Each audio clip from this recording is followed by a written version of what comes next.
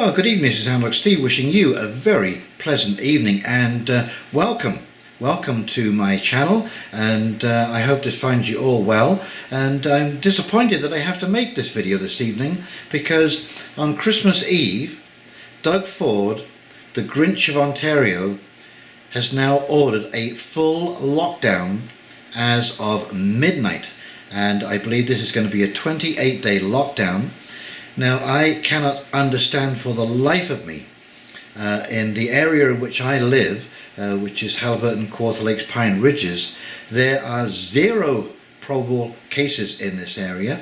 There are only 10 live cases in Northumberland County, and they're talking about lockdown under 40 cases per 100,000 residents.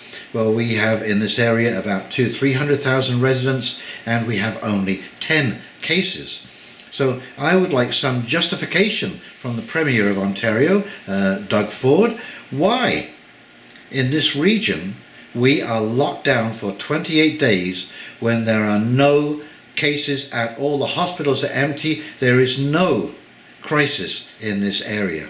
And to do it over Christmas when people are travelling around and that kind of stuff, wanting to see their families, you know, this has thrown everybody's plans completely out of whack, with no thought or concern as to how they're going to adapt those plans or get around them, or what plans might have just been disintegrated because they can't be followed through on. And they're also talking now that the boys and girls of Ontario will be having an extended winter vacation, possibly until the middle or end of January.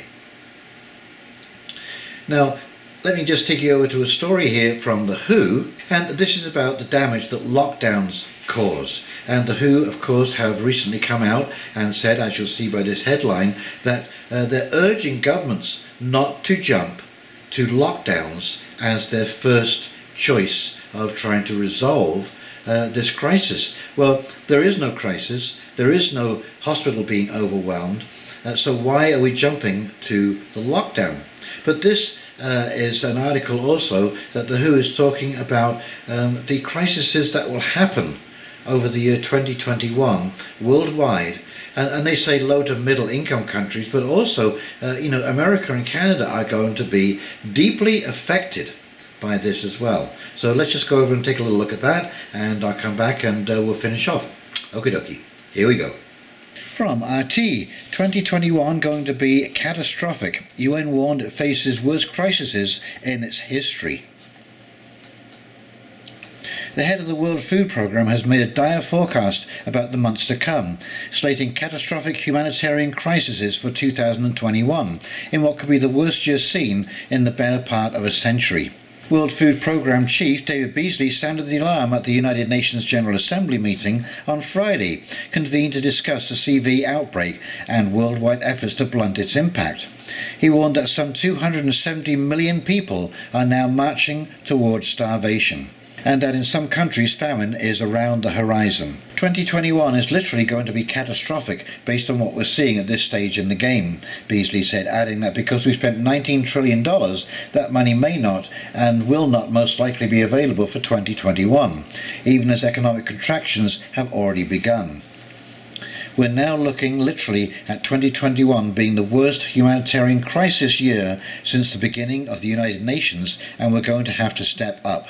Now, what that is code for, based on all previous actions by the UN, is that they're going to talk and talk and talk, have about 200 committee meetings for the next year, and maybe in 2 or 3 years' time, they will have come up with some kind of plan, but by then, of course, it will be a day late and $1 short. While Beasley said the pandemic and government lockdown policies are driving the disturbing trends, stating that the cure could be worse than the disease because of the economic ripple effect, he noted that man-made conflict also had played a role, naming ongoing wars in Syria, Yemen and South Sudan. We've got to end some of these wars. We've got to bring these wars to an end so we can achieve the sustainable development goals that we so desire, he said, dubbing the conflicts, health crises and looming famine as icebergs in front of the Titanic. If we're strategic and put the funds to these particular icebergs before us, I believe that we can get through 2021 while we work with the vaccines and rebuild the economies. In August, the WFP head said the number of people facing malnutrition could spike by 80% by the end of the year, warning of a famine of biblical proportions as millions risk starvation. UNICEF meanwhile predicted in May that in 118 low and middle income nations, 1.2 million children under the age of 5 could die in the following 6 months, pinning the surge on declining access to medical care due to lockdowns, curfews and transport disruptions. Do you need more information than that? This is from the United Nations. What more do you need to know, Doug Ford? Now, of course, the WHO has also just admitted that the PCR tests are not accurate. So with this PCR test, to get a sample to work, they have to keep boosting it, which means copying it several times. Now, you're supposed to only do this between 10 and 15 times because once you start getting above that, you start getting false positives like crazy because it picks up all kinds of corona debris. Okay, so they're using multiples of 35 times. So we can't depend upon this PCR test. Okay, it is not accurate. It is showing way more positives than there should be, and we're using those positives to decide lockdown criteria. And this from Zero Hedge, who finally admits PCR tests create false positives. Warnings concerning high CT value of tests are months too late, so why are they appearing now? The potential explanation is shockingly cynical. The World Health Organization released a guidance memo on December the 14th warning that high cycle thresholds on PCR tests will result in false positives. While this information is accurate, it has also been available for months, so we must ask, why are they reporting it now? Is it to make it appear the vaccine works? So this, as I can assure you, is a huge mistake. I have no idea why Doug Ford is doing this. It seems to me at this point to be purely malicious, purely designed to hurt small and medium-sized businesses, because those are the ones who are going to be sideswiped. Oh, and of course the liquor stores are going to be open. That's essential, of course, to the government, and variety stores because they sell lottery tickets and tobacco products. All things that harm your health or wealth, they're just fine. Big box stores can sell essential goods. Well, I'll tell you, I think that if you see any of these big box stores selling all of their wares and allowing people to enter other parts of the department store except for the food department, I expect to see the police in there shutting those departments down, because if small business is getting slaughtered, God damn it, big business can get slaughtered right along with it. They can afford to stand these losses way more than these small businesses. And let's just see how many businesses are allowed to open on Boxing Day and what businesses are open on Boxing Day, the big sale day of the year. So as we can see, Doug Ford, champion of small business, has thrown every small business in the province under the bus.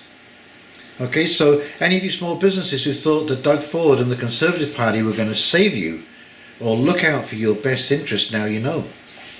He doesn't give a damn about you or your family or your business or whether you live or die or whether you go bankrupt. And I feel sorry, my heart goes out to all of these people just before Christmas. Just before Christmas. And that's why Doug Ford is the Grinch that stole Christmas. This has made this season the worst, darkest season that I remember. And just a year ago, remember what was going on a year ago? Happiness, gaiety, joy, people getting ready for celebrations, getting together with family and friends. And now there is none of it, based on 0 cases in this area. Well, I hope you're proud of yourself, Doug. Well, I for one will not be voting for you ever again. And I hope that all small businesses will not vote for you ever again. And just as in the States, they're calling for a ban on Andrew Cuomo going into any restaurant in New York, and de Blasio. They are banned. And Doug Ford and all of your cabinet, all of your ministers, you should be banned from every restaurant in this province. seeing as you've murdered these businesses. In fact, this is really, we're now moving into, if anybody commits suicide, if anybody dies of a drug overdose in this area, we are now looking at nothing more or less than murder, state murder by proxy. They have caused a situation in which they know suicides are through the roof, drug overdoses are through the roof, and in fact in this particular area more people have died from drug overdoses than have from CV. How do you like that? Well, congratulations to all of you, and my heart goes out to those of you who are going to be sideswiped, myself included. Of course, I will be closed for 28 days. This will be a disaster for January, February, March, for just about every small business as those heating bills start to roll in. So please, next time the election rolls around, don't vote for these Conservatives. And I'm not even certain that the Liberals would have been any better. I think all of these people should be thrown into the dumpster, and we need to start electing people who are not from this ilk. We need to start electing people who are more down to earth and can relate to the little people in this province. And, you know, if small business is supposed to be the backbone of Ontario's employment, well, you just screwed your entire employment sector. Okay, well, I hope this video finds you well, and I will be making some more videos over Christmas, seeing as I now will have ample time on my hands to sideswipe some of these politicians for their idiot moves and their dangerous moves towards the public. And I hope to God that they lift this lockdown, certainly in our region, but every region, shortly after Christmas, because it is not justified. And I'm calling on you, Doug Ford, and you, Laurie Scott, our MPP. I'm demanding that you justify this action. Justify it. Put it out in the newspapers. You show us why this is necessary. So if you enjoyed this video, please like, comment and subscribe below. I don't always rant like this, but this has really got my goat. I just found out today, and so I put this video together because it is really, it's really getting my goat. And in the meantime, this is Hound Dog Steve signing off, wishing you a very pleasant evening and a wonderful run to Christmas. I hope that this doesn't disturb your plans and that you can get together with your family wherever it is possible. Okay, you take care now. See ya. Bye.